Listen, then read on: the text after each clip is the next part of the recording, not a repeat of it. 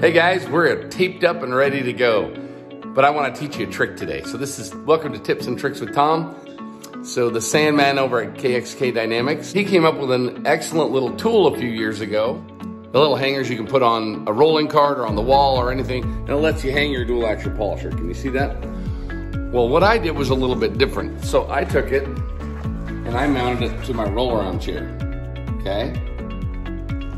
See it there, it's mounted. I just created a little bit of a crossbar across there. But what that does for me is I'm rolling around the side, because sometimes I use regular dual action and sometimes I use forced action, depending on what I'm working on. I'm sure you guys are the same way, or it might be rotary.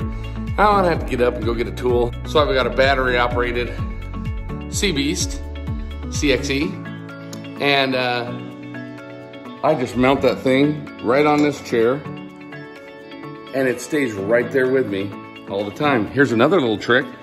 I'm always struggling. These are too big for my apron.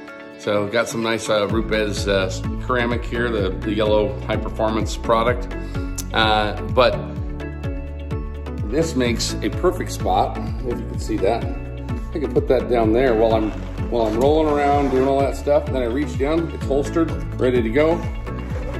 Or there sits my polisher if I need my extra one. So I can work with my dual action on the car I'm working on, and then ba-bam, switch. Go to this one, reholster it, go back to my dual action. Time is money. I'm a big efficiency guy and I want to help you guys save time every time. So that's why we made the polishing lights, the Buff Bright flamethrowers. That's why I made the for real. Time is money, and we want to help you guys save time. So get to buffbright.com and check it out, and you guys make it a great day.